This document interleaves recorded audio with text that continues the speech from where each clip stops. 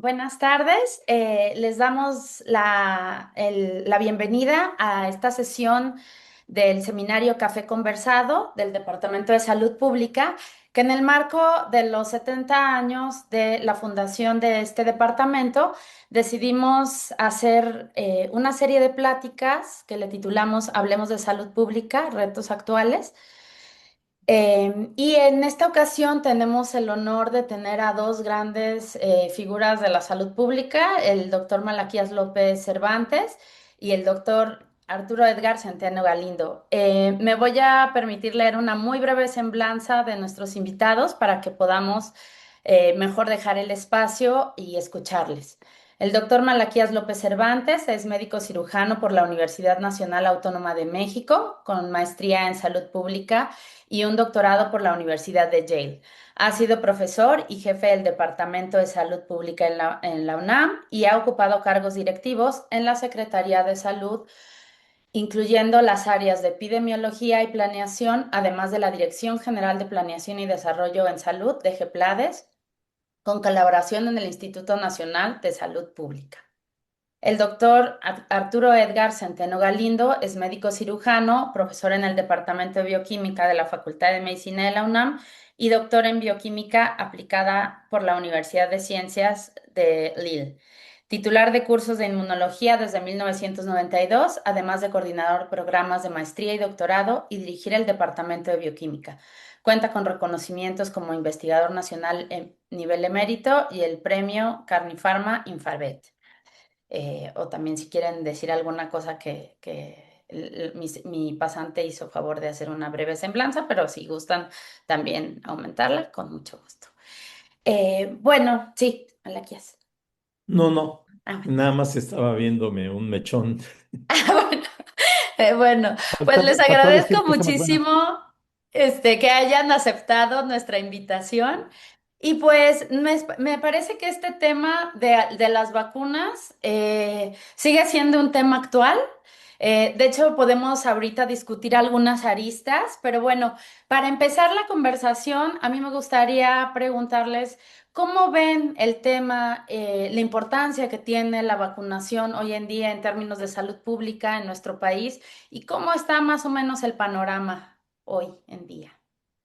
Sí, Malaki. Bueno, si me permites platicar, creo yo que en diversas fuentes ya publicadas se menciona a las vacunas como la principal intervención que tiene la medicina moderna para mejorar la salud de las poblaciones.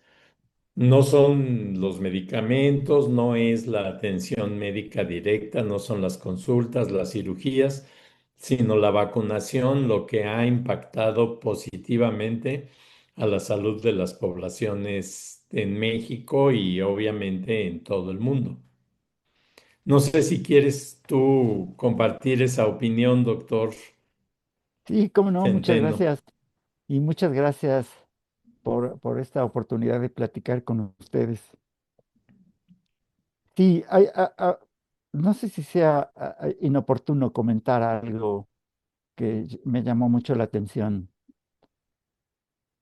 En- Había gente en Estados Unidos que agradecía al presidente Trump, que le estaban altamente reconocidos porque gracias a la acción de esta persona que se apellida Kennedy, que no estoy seguro que pertenezca a la dinastía, pero que forma parte del consenso de salud pública en los Estados Unidos, habían logrado reducir el número de vacunas 72 a 11,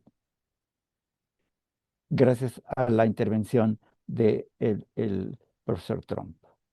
Por supuesto, la persona que me envía esto es una excelente y queridísima amiga que vive en Francia, que pertenece al clan de los antivacunas. Y entonces habría dos aspectos importantes que se consideraban en ese comentario: la disminución radical, no tiene otro nombre, del número de opciones de protección, y la otra, el hecho de imaginar ¿Cuáles podrían ser las razones por las cuales la gente desearía o no desearía o acepta o rechaza las vacunas?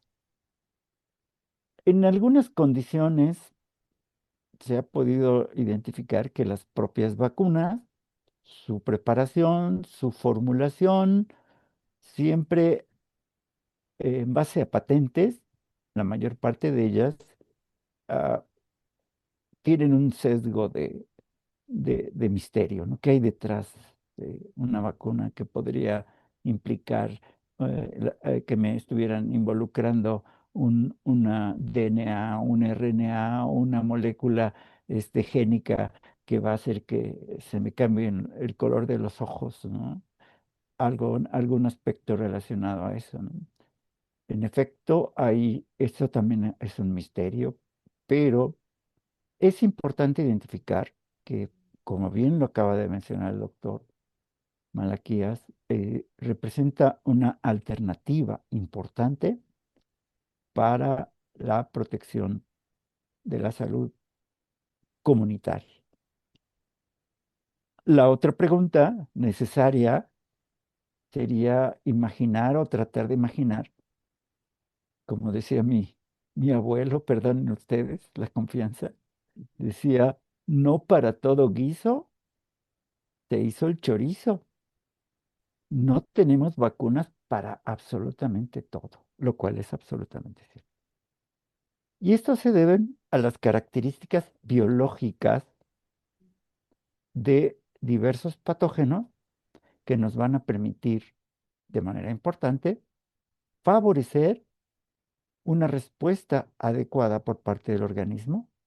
Y al decir adecuada, quiere decir que nos confiera protección. Y si se puede, protección definitiva. Y si de paso me gano la lotería, pues todo estaría fantástico. Entonces, esa parte es muy importante tenerla en consideración. Hay diversos aspectos que espero que podamos discernir un poquito más adelante, pero hay algunos aspectos biológicos de este tipo de material que es el que nos aplican para poder generar una respuesta favorable a nuestro organismo que nos permita neutralizar por lo menos a un agente infeccioso. Entonces, doctor Malaquías, Empezaste hablando del tipo este gringo que se apellida Trump. no, no sé, no, no, es un hombre que Bueno, no. lo mencionaste por allí. Y el otro tipo que se apellida Kennedy. Y en particular, la semana pasada, sin ir más lejos, en los journals internacionales y en los periódicos, se estuvo hablando de ellos, y en particular de Kennedy, porque se le considera el peor enemigo que ha tenido la salud pública en el mundo, precisamente por esta reducción que ha logrado obtener de vacunas, pero también por toda la gente que han despedido en Estados Unidos y que va a tener repercusión en todo el mundo porque disminuye el número de procesos de investigación y de cosas tan importantes como esta de que si las vacunas pueden tener otros efectos diferentes que el solo control de un organismo al que están dirigidas, es decir, beneficiar la salud general de las poblaciones para que tengan mejores resultados a largo plazo. Entonces creo que el tema es muy importante y casi resulta un misterio pensar que alguien, una persona en particular, como es el caso de Kennedy o de Trump, pudiera pensar que las vacunas no son buenas, cuando toda la evidencia que tenemos a través de las experiencias nacionales e internacionales es acerca del beneficio potencial que tienen las vacunas. Entonces, sí, estoy de acuerdo en que tiene una parte de misterio, que es la protección que brindan las patentes y que, por ejemplo, en el caso de la vacuna del sarampión, que el siglo pasado, hace algunos años, permitió la publicación de un influyente trabajo en Lancet acerca de la posibilidad de que produjera autismo la vacuna como un efecto colateral indeseable. Aún en el caso de que fuera cierto, de todas maneras, los beneficios de la vacunación sobrepasan el peligro por mucho. Y lo mismo ha pasado con vacunas como las de ARN acerca del control de la reciente epidemia de COVID, que fueron en un momento dado manejadas políticamente diciendo cosas tan absurdas como que introducen un chip que nos permite, que les permite, quién sabe a quiénes, controlar la situación de las personas, ¿no? Es como si los de Irán hubieran inventado ese chip que se mete en las vacunas y que ahora que están siendo atacados nos van a desquitar, volviéndonos a todos cuatroteístas, ¿no? Realmente no es creíble que la población caiga en ese tipo de cosas. Pero tampoco es creíble otras cosas, como por ejemplo hace poco más de un año que se empezó a hablar y hasta dio origen a un paro de estudiantes ahí en la universidad acerca del hecho de que había chinches.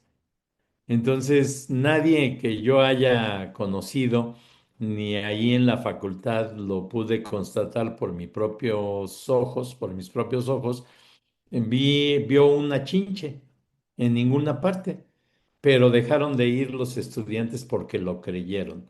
Entonces, pensar en que la población, que lamentablemente tiene un grado de ignorancia muy grande, pudiera en un momento dado creer esa serie de infundios acerca de las vacunas es algo catastrófico.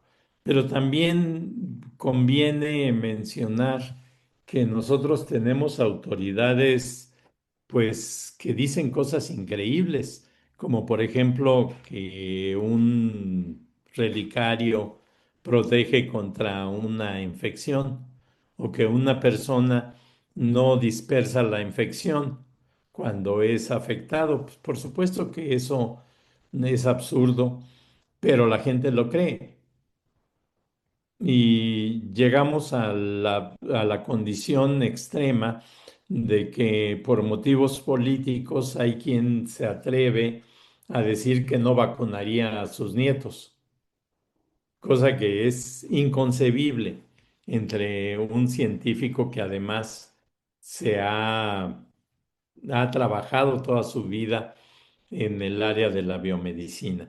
Entonces, sí, tenemos aspectos biomédicos que tomar en consideración, pero los aspectos sociales relacionados con las creencias y con las prácticas de los individuos son los que a final de cuentas terminan impidiendo que la gente decida aceptar y aplicarse una vacuna.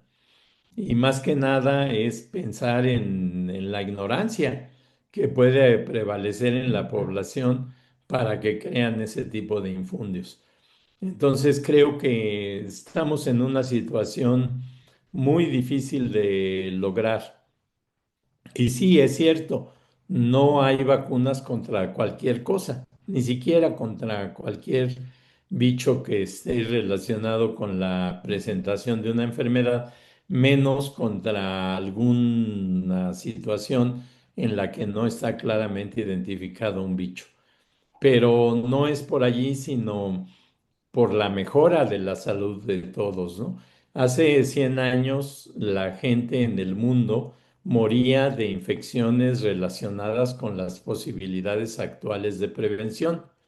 Y hoy en día se ha bajado radicalmente la mortalidad y hemos entrado en otra etapa que no solamente es producida desde mi punto de vista por la disponibilidad de vacunas y atención médica, sino por otras mejoras como son la nutrición y como finalmente es la vivienda y la alimentación humana, que tiene muchos errores y muchos problemas, pero ha impactado muy favorablemente a la salud poblacional.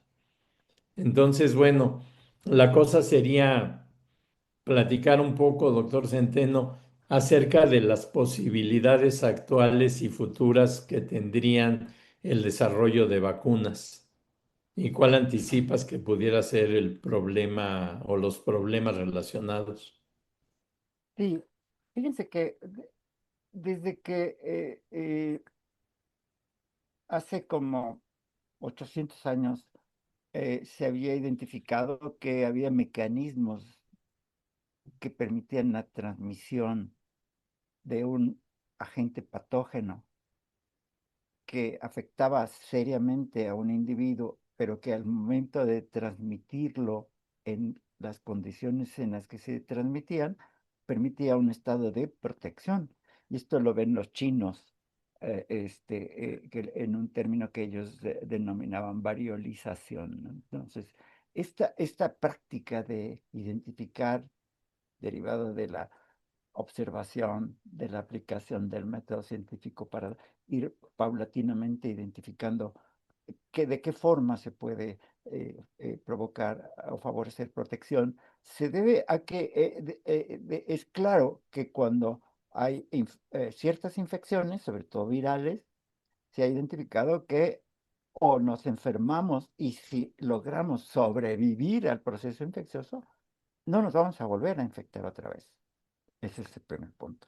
Segundo, entonces quiere decir que si nosotros modificamos al agente infeccioso, tendríamos una manera activa de hacer que nuestro sistema inmune pueda estar en contacto con un agente patógeno y de esa manera favorecer todos los mecanismos que tenemos para generar memoria.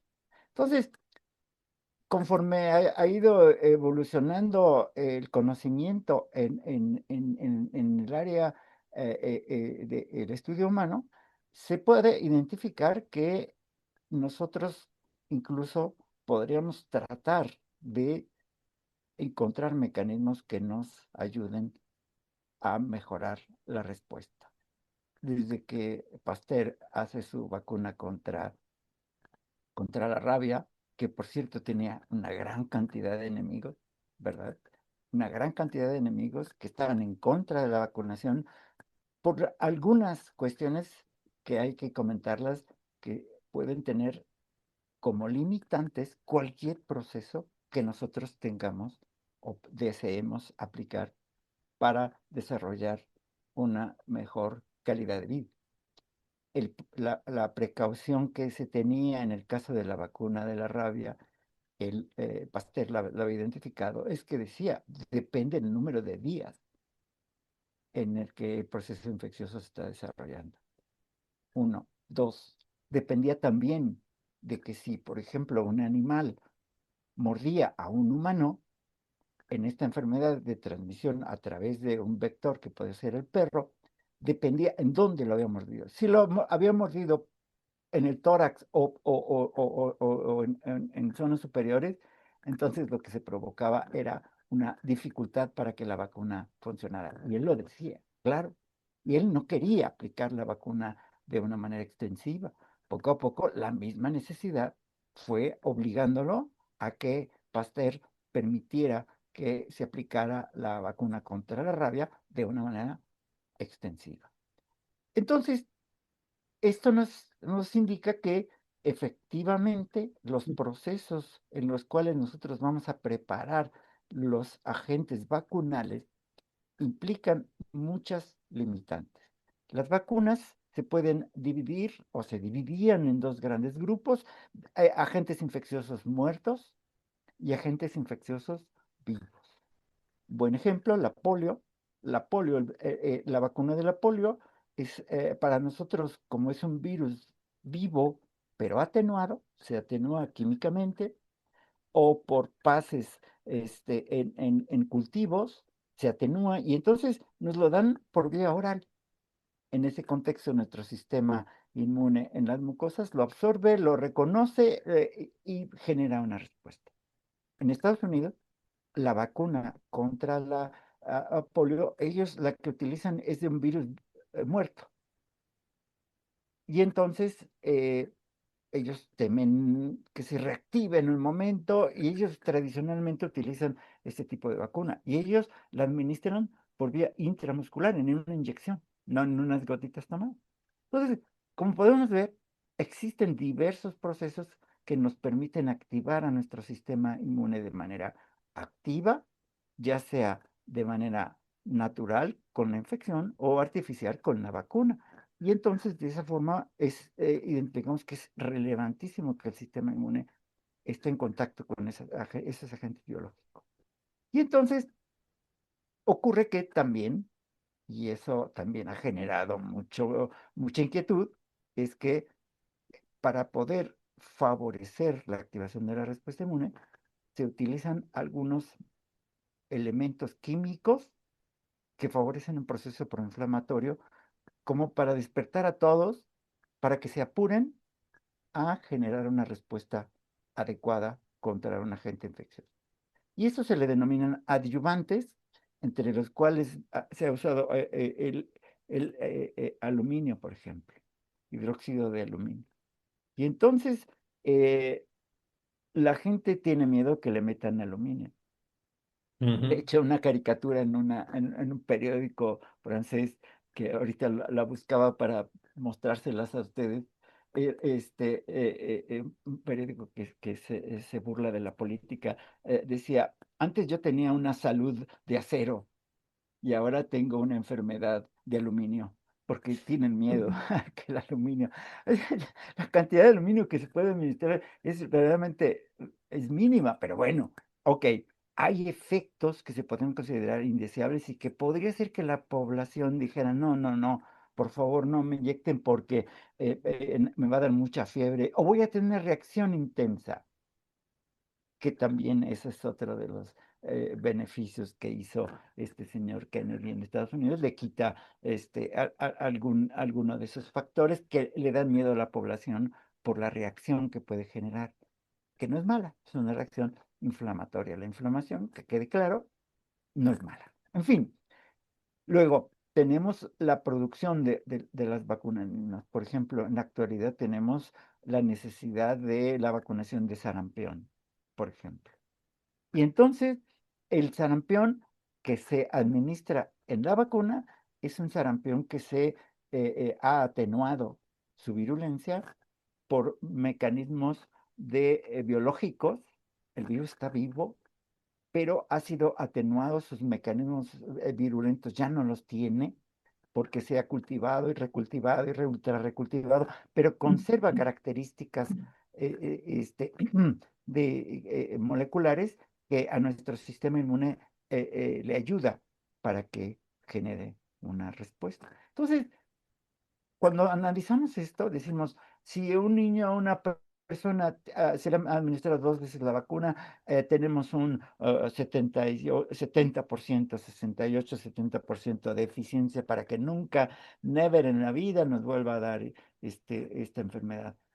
Entonces, la pregunta sería, a 70%, perdón, como decía mi papá, no hay 9.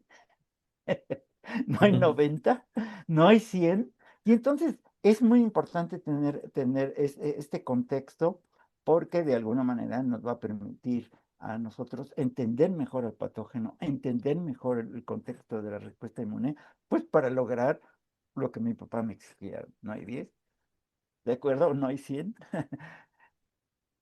De acuerdo.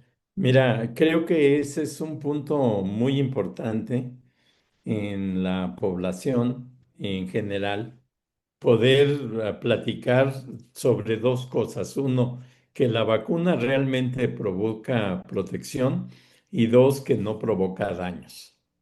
Entonces, en términos de la protección de la vacuna, poca gente sabe que de 100 vacunados contra sarampión hay una fracción chiquitita de personas que no desarrollan anticuerpos.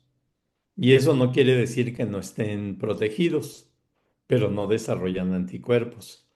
Entonces, esa situación de los no respondedores es la que limitaría la posibilidad de hablar de vacunación perfecta, llamémosle así. Pero por otra parte, también las vacunas han evolucionado. Hace 30 años estábamos en México en posibilidades de producir vacunas contra el sarampión y de hecho una de alta concentración de partículas. Tú recordarás que teníamos la cepa Edmondson-Zagreb y que se producía en México esa vacuna. ¿Tienen Y esa etiqueta de género? vacuna, me acuerdo que en la anterior ocasión en la que tuvimos una epidemia de sarampión, probamos la respuesta a la vacuna esa y a la vacuna comercial que estaba producida con base en huevo, en embriones de huevo de pollo, y la vacuna mexicana que era producida con células de cultivo humano. Y entonces era de más alta concentración y daba mejores resultados. Pero después hubo un estudio que hicieron en África y que sugirió que una vacuna de alta concentración, que no era la misma, podía aumentar la mortalidad de los niños africanos muy desnutridos. Y se abandonó por completo la posibilidad de tener. México, por supuesto, tiró a la basura sus células y su vacuna y ya desmanteló la posibilidad de producción junto con la creación de Birmex. Entonces, ahora resulta que Birmex no tiene que ver con la producción de vacunas, sino con la compra de medicinas. O sea que llegamos al extremo de la transformación en basura de lo que había sido un recurso nacional. Y ahora se habla de la posibilidad de producir vacunas en México. Entonces resulta que la posibilidad de producir vacunas nacionales en realidad depende de un interés, de mi opinión, de un interés internacional. Si en Estados Unidos están bloqueando la producción y consumo de vacunas, por ejemplo las de ARN que produce el laboratorio Moderna, de repente resulta que Moderna quiere hacer aquí una empresa que pueda producir las vacunas, pues sí, porque allá están esperando que se las bloqueen. Y esto es por motivos políticos, no por motivos biológicos. O sea, realmente tenemos la posibilidad de mejorar la salud poblacional a base de la producción y aplicación de vacunas, pero no lo logramos por razones políticas y por razones educativas, que creo que eso sería el corolario de todo lo que hasta ahora hemos estado platicando. Hay otro aspecto que tocaste, doctor Centeno, y que es el de que se podría se podrían desarrollar vacunas contra otros bichos, por lo menos, causantes de la enfermedad humana. En el caso que yo recuerdo haber escuchado, era aquel colombiano que nos visitó hace como 15 Patarroyo, años, ¿no? Y que patarroyo, ya sí. hasta se murió. Sí, lo fue patarroyo, sí. Entonces, él estaba hablando de producir una vacuna contra el paludismo. Y me acuerdo que en una de sus presentaciones nos estaba haciendo notar que la producción de la respuesta inmune contra un bicho tan complicado como el protozoario que produce el paludismo Paludismo, sí. era multietápico y se requería una vacuna que protegiera contra las diversas etapas de desarrollo de ese protozoario, cosa que era muy complicada. Sin embargo, se ha avanzado.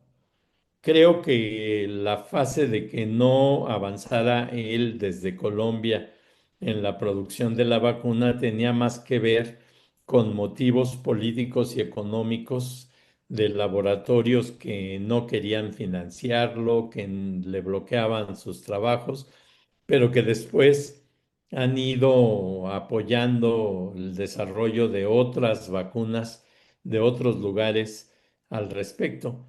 Pero ese conocimiento inmunológico, bioquímico, inmunológico, que estaba en necesidad de desarrollarse, es de lo que me gustaría ahora que nos platicaras, doctor.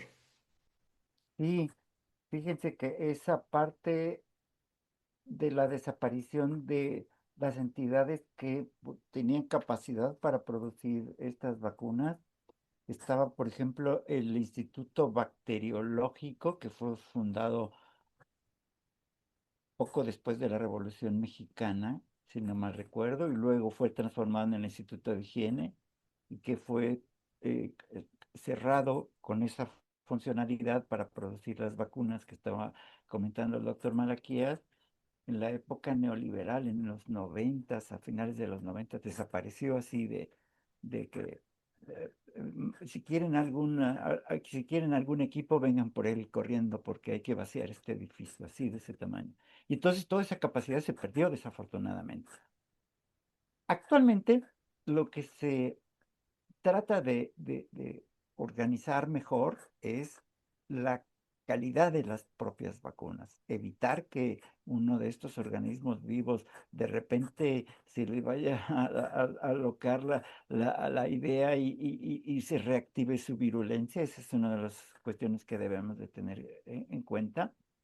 La otra es digamos, el tipo de distribución de las vacunas también es algo que debemos de tener en cuenta, porque ¿qué pasaría si se tiene que ir a vacunar a un poblado lejano, extremo, en condiciones de difícil acceso, y cuando llega la vacuna, el hielito con la cual estaba congelada, decimos de manera coloquial, decimos, ya se desbarató el hielito, ya no está en la cadena fría ese tipo de vacuna, y entonces eso puede provocar, pues, no problemas médicos, no problemas de otro tipo, pero puede favorecer a que esa vacuna no sea eficiente. Por eso es importante tener en claro estos esquemas de revacunación también. Hay muchos esfuerzos entendiendo mejor las características de los patógenos, que se trata de obtener fracciones. El doctor Malaquías acaba de mencionar algo muy interesante que se identificaba en el caso también del virus de la rabia. El virus de la rabia solo se podía cultivar o se podía aislar de tejido infectado, del sistema nervioso infectado, de donde se aislaba ese material. En el caso del sarampión también había la posibilidad de desarrollarlo en condiciones, por ejemplo, en embriones de pollo, por ejemplo. Y entonces el riesgo grande es que si se tenía alguna falla en la cadena de producción, podríamos tener factores contaminantes, tanto del sistema nervioso como de el producto de la pobre gallina, o a lo mejor si eran de pato. Entonces, todos estos procesos es necesario identificar que se tienen que mejorar. Semejante el virus de la hepatitis. Manejar el virus de la hepatitis, sobre todo la hepatitis C, es verdaderamente dificilísimo. Se necesitan condiciones de altísimo nivel de seguridad. Entonces, por esa razón, los trabajos que van enfocados a tratar de identificar cada vez más los elementos más relevantes estructurales de algunos patógenos, como es el caso de algunos virus, sobre todo el de la hepatitis C, en donde ya no se maneja al virus completo, sino se maneja por ingeniería genética la expresión de algunos determinantes importantes de algunos virus, como el caso del virus de la hepatitis C, o algunas condiciones en las que incluso se pueden favorecer que se expresen en un mismo organismo más de un agente viral, una porción de un agente viral. Entonces, cada vez hay más opciones. Claro, por ejemplo, este virus esta vacuna reciente que explota la capacidad que tienen las células para reconocer porciones génicas de los virus que reconocen en nuestro sistema inmune innato. Nosotros tenemos la capacidad de reconocer dobles cadenas de RNA, por ejemplo, viral, una cadena de RNA viral, y lo podemos identificar con nuestras propias células. Tienen mecanismos. Esto es algo que aprovecha mucho estas nuevas estrategias para generar vacunas en las cuales lo que se aporta como vacunal es una pequeña porción génica de algunos virus que son expresadas por nuestras células, y entonces nuestro sistema va a provocar una respuesta.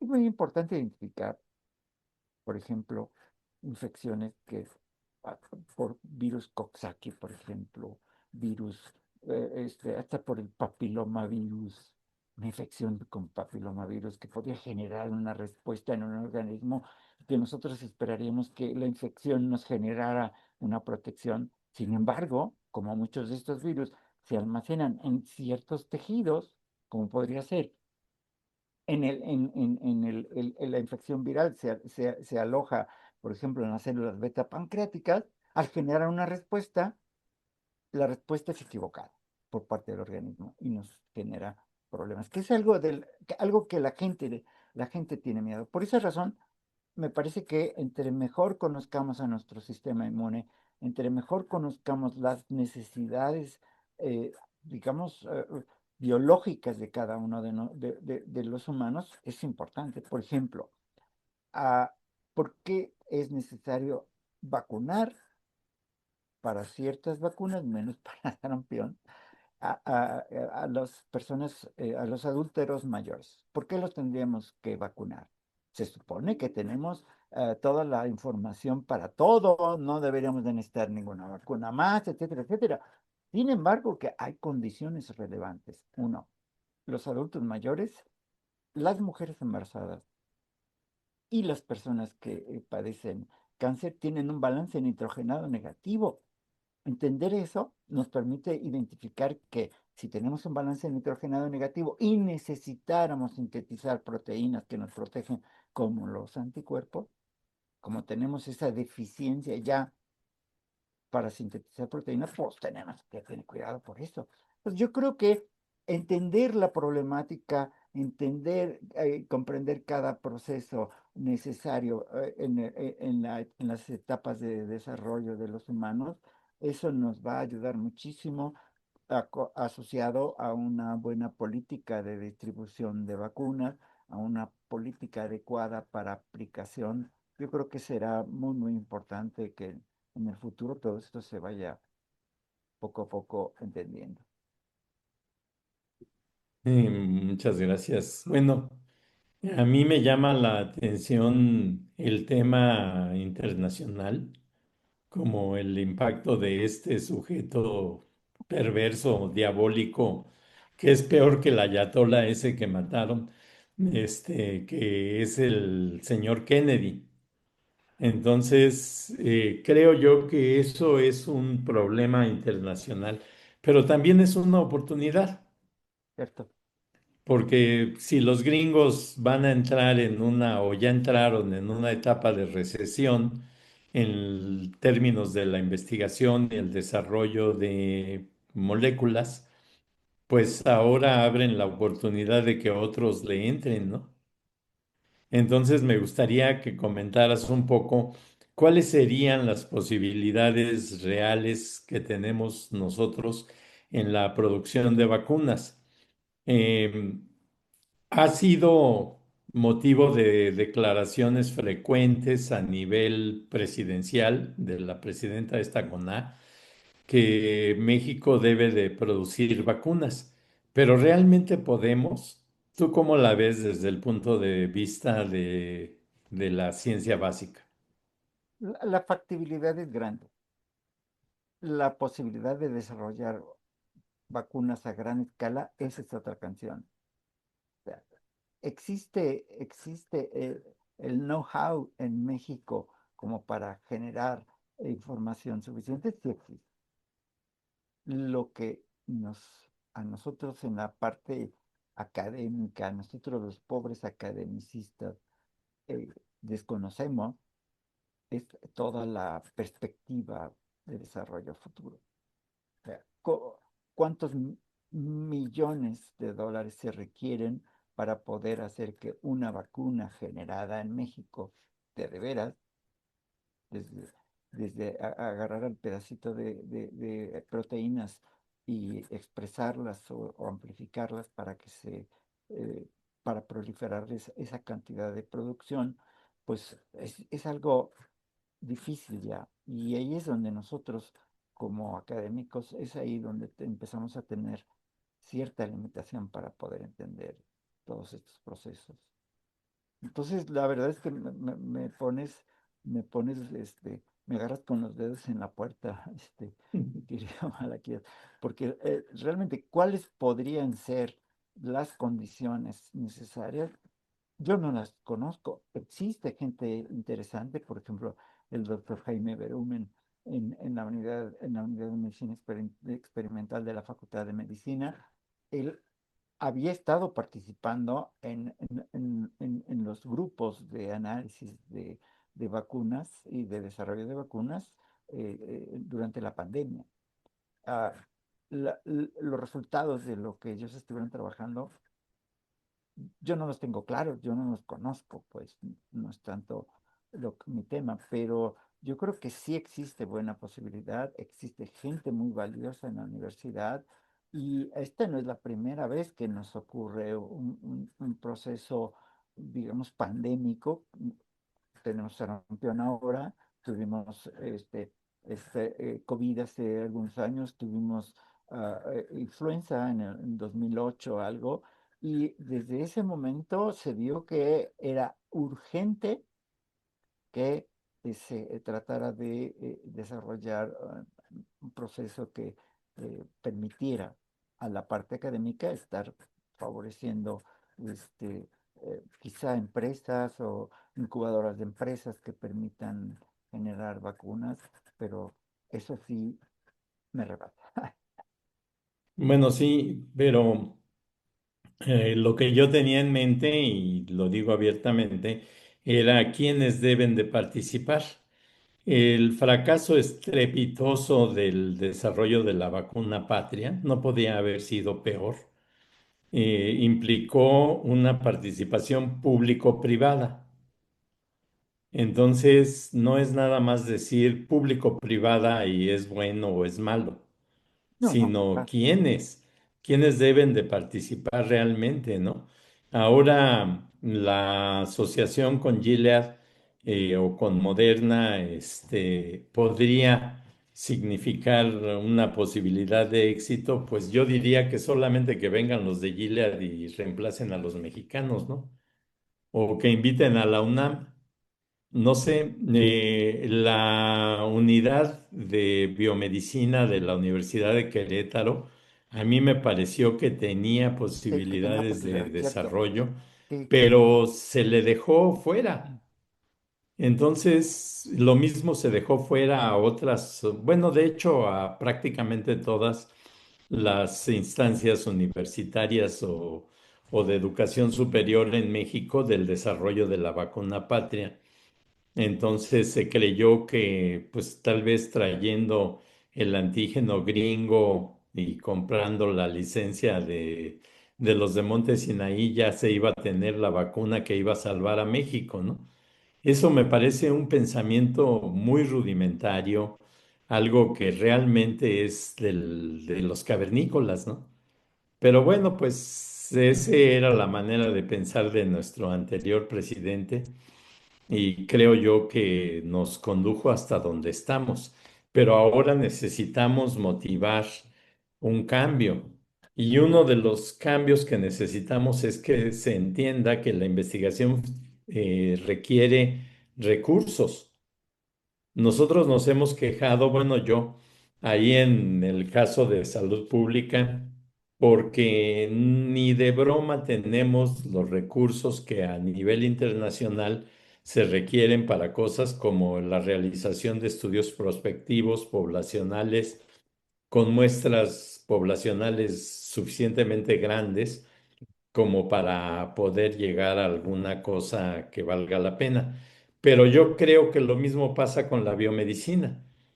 Escuchaba a algunos de nuestros colegas allí decir que lo único que hay en la Facultad de Medicina eran ratas y que lo que necesitábamos eran cobayos, ¿no?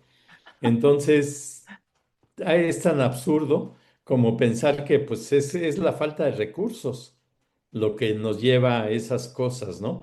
¿Cuál es el impacto de esta carencia dentro de nuestro campo del desarrollo de vacunas? Bueno, en el contexto académico, yo creo que existe una masa crítica en la UNAM que se desarrolla de manera prácticamente independiente uno de otro.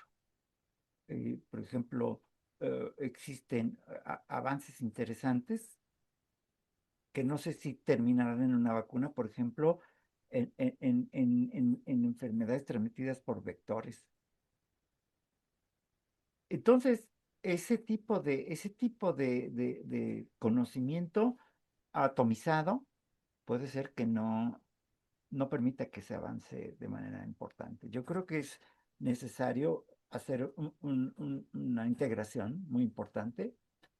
Y luego el otro punto que es la relación académico-privado.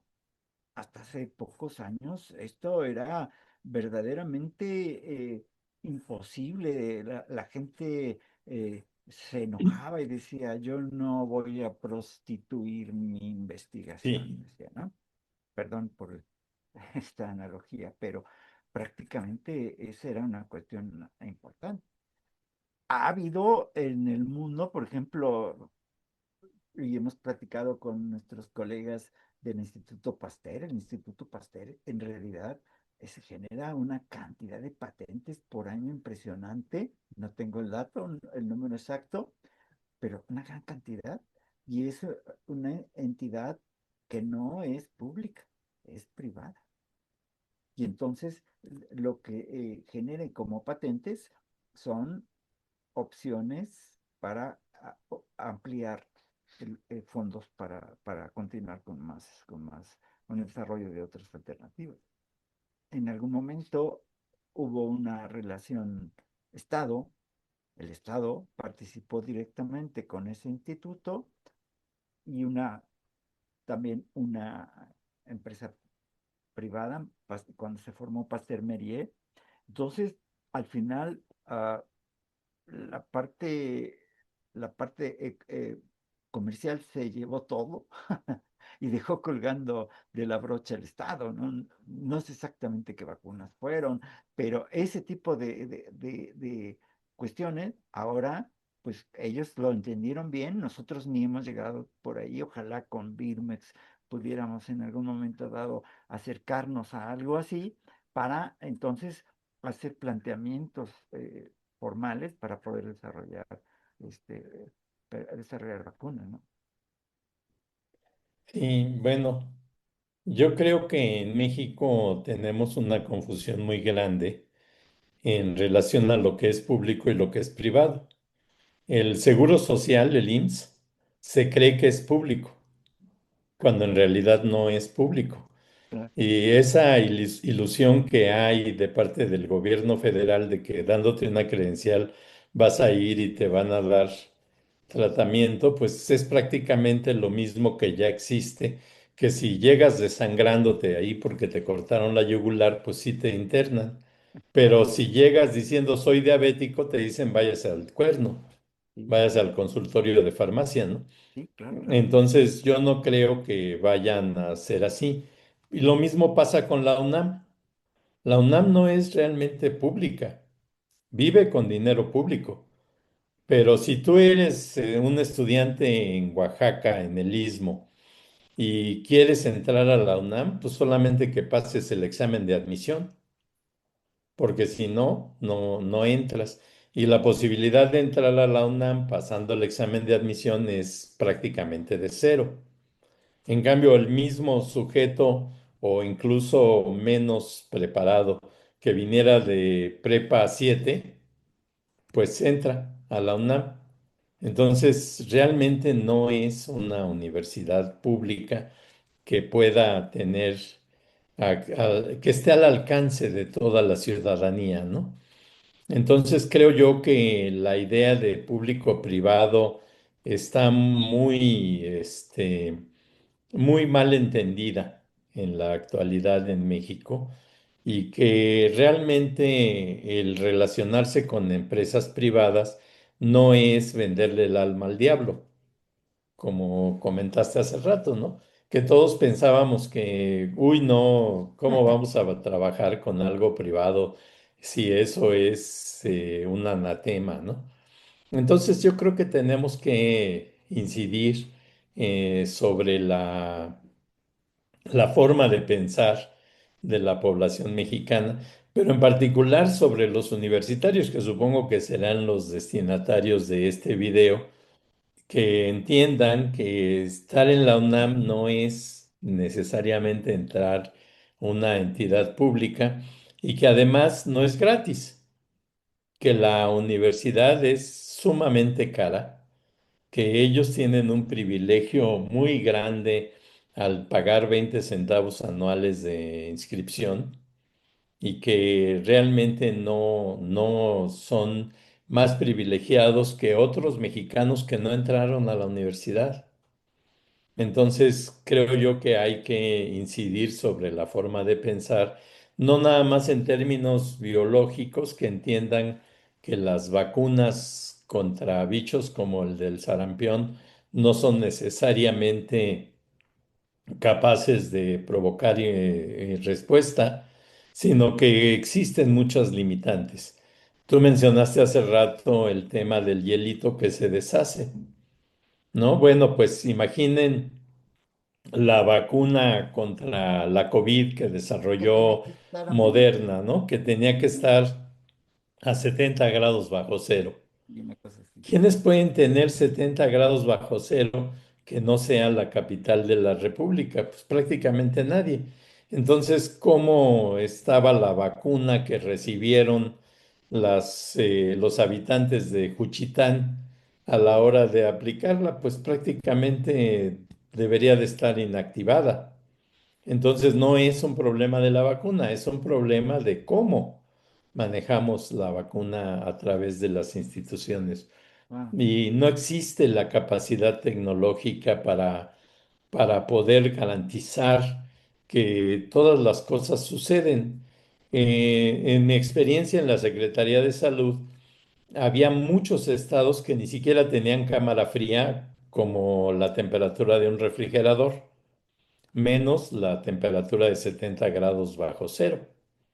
Entonces, al no existir cámaras frías en los estados, llegan las vacunas y prácticamente las meten al caldero de los caníbales, ¿no? A que se cocinen allí los bichos y las vacunas queden estériles, ¿no? En el sentido de que no van a producir ningún anticuerpo por más que se hagan los esfuerzos. Entonces, yo creo que hace falta mayor posibilidad de entrenamiento de nuestros propios estudiantes. Los que estamos ahí en la Facultad de Medicina, pensamos que un egresado de la Facultad de Medicina es un buen médico al salir y no necesariamente. Podría pasarnos lo que a los brasileños, ¿no? Que descubrieron que 30% de sus egresados, recién egresados de las universidades, no están en posibilidades de trabajar en atención primaria.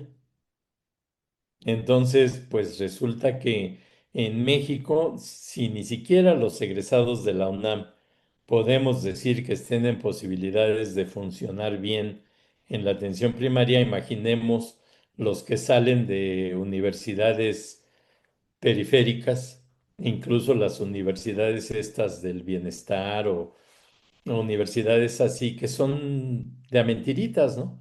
No tienen las condiciones técnicas para la formación de universitarios, mucho menos en médicos, hablando de médicos. Entonces, la posibilidad de que entiendan que no basta con aplicar una vacuna, sino que tiene que ser una buena vacuna, vacuna que está mantenida en condiciones adecuadas, pues no vamos a tener beneficios, ¿no? Entonces, por un lado, se desacreditan las vacunas con base en cosas tan raras como, por ejemplo, esto de que la vacuna creo que era la de AstraZeneca, que producía lesiones cerebrales, Sí, que autismo calculé cerebral. que eran como una de cada 100,000 vacunados, Sí, pero beneficiaba a 99,999, dañaba a uno por cada 100,000 vacunados. Pues no no permitieron que esa vacuna siguiera en el mercado, ¿no? Si bien esa vacuna realmente es la principal, diría yo, responsable de que hayamos logrado controlar la pandemia de COVID. Ahora, en el caso de la vacuna contra sarampión actualmente o la vacuna contra la influenza actualmente, ¿cuántas deberíamos de pedirle o con qué frecuencia deberíamos de esperar que produzcan reacciones adversas para poder utilizarlas tranquilamente en la población? ¿Y cuáles de las enfermedades actuales que todavía no son controlables por vacunación podrían serlo, pero bajo qué circunstancias? Creo yo que tenemos muchos temas que tratar. Parece que ya nos ha comido el tiempo y que no podríamos seguir mucho tiempo, pero creo yo que hay muchos aspectos todavía por abordar en términos de vacunación y de vacunas. Sí, sí, si me efectivamente se permitiera, nos fue el tiempo. Ah, doctor. si me permitiera compartir pantalla, Sí, claro. Sí, claro. Bueno, desde mi punto de vista. Sí, sí, sí, claro.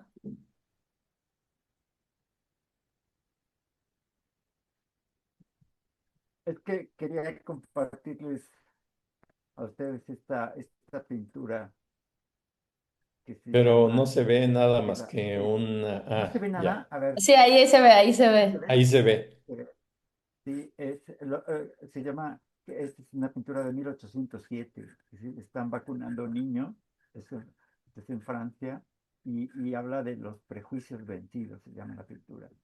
La vacunación, prejuicios vencidos, decía en esta pintura Monsieur Wiley. Y esto es algo muy, muy importante. Es necesario que se haga buena promoción y que se siga haciendo promoción para la vacunación. Alguien me preguntaba, colegas extranjeros me decían que cómo era en México, y yo le decía que en sí nosotros somos muy ordenados. Cuando hay que vacunar, nos vamos todos a vacunar. Nadie intenta evadir. Bueno, hay personas que son antivacunas, etcétera, etcétera. Pero esto es un comportamiento muy interesante en México, solidario, ¿verdad? Que sabemos muy bien que proteger a nuestros seres queridos es proteger a un sistema, aún antes de que se hablara de la inmunidad de rebaño, ¿verdad? Entonces, esta es una aportación interesante que se ha intentado lograr desde hace mucho tiempo y que eso sería interesante, digamos que sociabilizar como lo dijo el doctor Malaquías, de manera muy importante con nuestros alumnos. Es muy importante que ellos sean los principales promotores de que se entienda que el riesgo, hay un riesgo siempre en cualquier cosa, hay un riesgo en una sacada de muela, en una vacuna, que tengamos un malestar, ¿sí? Pero de alguna forma vemos que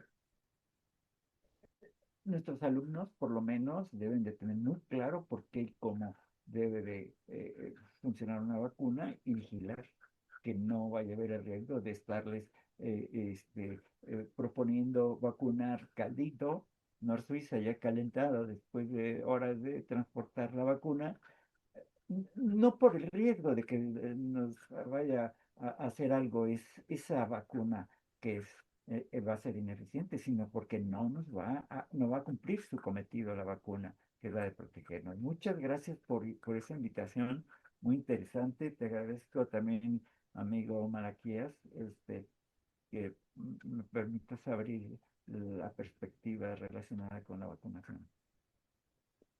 Pues muchas gracias, Clarita, por la oportunidad de esta conversación. Por supuesto, agradezco al doctor Centeno el haber aceptado la invitación y espero que hayamos cumplido con los propósitos de este que llamas Café Conversado. No, les agradezco muchísimo a ustedes el haber compartido esta conversación que estuvo tan intensa. Yo me quedé como con mil preguntas, pero porque es un tema muy interesante.